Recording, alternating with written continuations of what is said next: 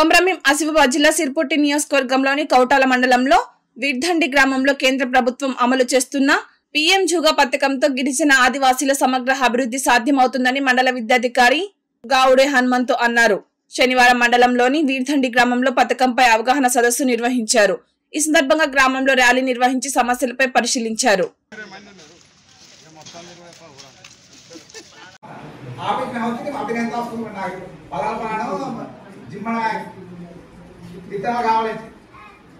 జిమ్మని కూడా పొరపాటు పడతా పొరపాటు